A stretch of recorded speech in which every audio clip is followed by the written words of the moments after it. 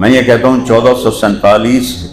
سال میں اگر کسی کے لیے نماز کی چھوٹ ہوتی تو وہ امام حسین علیہ السلام کے لیے کربلا کے میدان میں ہوتی۔ اور ان کو جو جنت کی سرداری ملی ہے کہ کربلا کی شہادت کی وجہ سے نہیں ملی،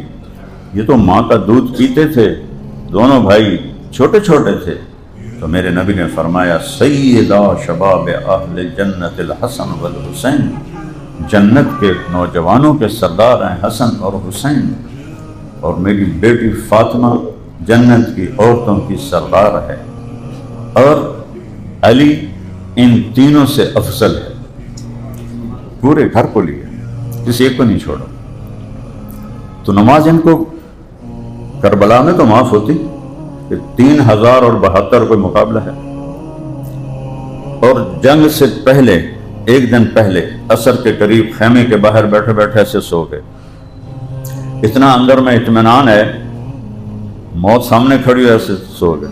آنکھ کھلی تو ہنسنے لگے، تو بہن زینب نے کہا یہ کوئی ہنسنے کا وقت ہے، موت سر پہ ہے۔ کہنے لگے میں اس لیے ہنسا ہوں کہ خواب میں اللہ کے نبی ملے ہیں اور فرمایا ہے بیٹا میں لینے کے لیے آ چکا ہوں، میں لینے کے لیے آ چکا ہوں۔